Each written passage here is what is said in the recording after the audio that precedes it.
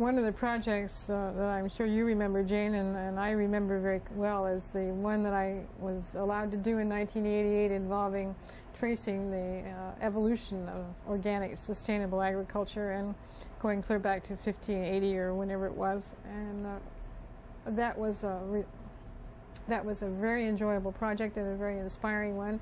The publication is still in print and people still ask for it. Yes, and I thank you again for giving me that assignment. I, as you said, came in 1988 for 6 months and then came back in 1989 on a permanent basis, and we had some fun over the years and accomplished quite a bit.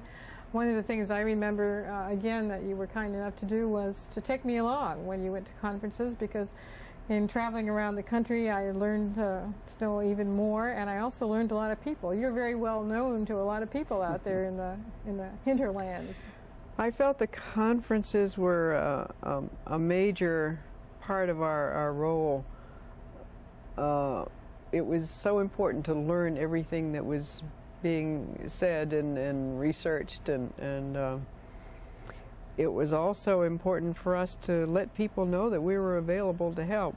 We did, as you remember, exhibits of our services. Surprised a lot of people. At a lot of these conferences, people who had never even heard of the National Agricultural Library. It doesn't do any good for us to be here with this wonderful collection if people don't know that they can make use of it. And tracing the evolution reminds me, weren't we fortunate to be working in a place where the collection goes back to the 1500s and everything that you could want to cite was available. More than we could really mention, but enough that it did truly bring it forward to the present time. In remembering the conferences we went to, Jayne, are there some that stand out in your mind? I know there are some that stand out in mine. Yes.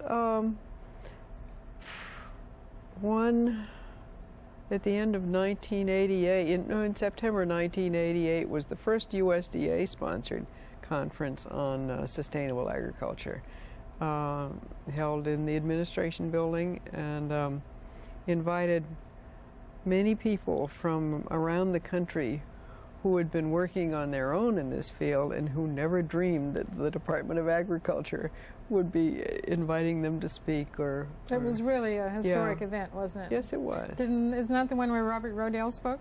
Yes, he did. I did. Yes. What's his name from California? The guy with the ponytail. It'll come to you. Yes, it will. Well, all kinds of wonderful people from around the country. Because this program that was in the building then was meant to include not just government people, not just university people, but farmers, ranchers, extension people. It was meant to be a cooperative deal, and it has been. Another conference which followed that closely was the one at Ohio State that we went to. It was the first international conference on sustainable agriculture, hosted by Clive Edwards and a good committee. We also did a videotaped interview when we were in Iowa. Yes. In the snow, as I remember. Iowa was wonderful. That was Richard and Sharon Thompson's farm in February, and we sat in his kitchen while you talked about his innovations and his willingness to teach other farmers what he's learned by trial and error, and his work in ridge tillage and the other things he's been pretty famous for. We did interviews while we were at a conference in Nebraska. In Lincoln, yes. Yes. There was a very fine conference on sustainable agriculture there, and at the time we interviewed two of the speakers and coordinators of the conference, Chuck Francis and Fred Kirschenman. Yes. Yes. And so we were able to do some of this work at the same time as we were doing other things. Coordinating it. Some of the more entertaining and interesting conferences were the Asilomar conferences sponsored by the California, let's see, what is it? Sustainable Agriculture? Sustainable Agriculture. Committee. Yes. Yes. Committee for Sustainable Agriculture. CSA. Yeah. We're back into acronyms that again. Also brought together people from, let's say there's a spectrum of people in sustainable agriculture, the pure organic farmers at one end and the ones who are just beginning to think of reducing their chemicals on the other end.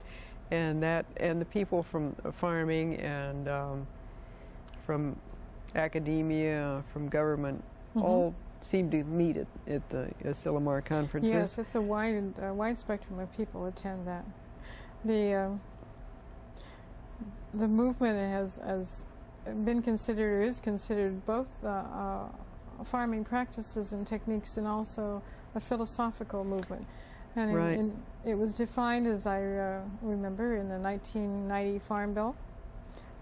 Sustainable agriculture was officially defined, including the phrase quality of life. Yes. Which I think is a first, as far as I remember. Yeah. Do you feel that this is something that can be tackled as John Eichert is trying to tackle it? I think so. Quantifiers, indicators of the quality of life are right. It's hard to wrap up in a package of specifics, but at least some of the currently funded ZERA programs are exploring it, and just having people discuss the problems of the rural landscape where farms are becoming scarcer, population is becoming thinner, support for rural activities is dwindling, and trying to find solutions to these problems. There have been studies about whether sustainable agriculture actually supports rural communities better than some other kinds of farming, what we call conventional.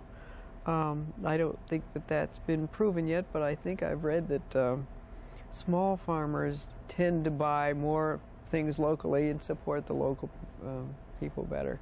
But still, the exploration and I think will lead to useful things. And help for rural communities. Yes.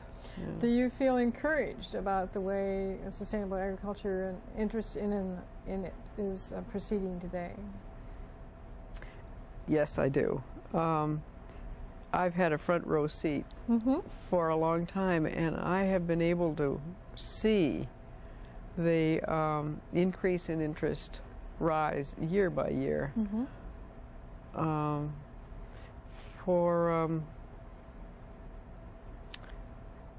For at least looking at this with a little less prejudice on the far right, you might call it. For the people on the organic farming end of things to be willing to concede that some farmers can't do that, but there is virtue to reducing chemicals and introducing innovative techniques to take care of pest control and fertilizing, and so there's more coming together towards the middle, and tremendous growth of interest, but it's still small. Yes, as funding the country for it is very goes. small. Yeah. I mean, it's a small percentage of farmers, for one thing, because they need to be conservative.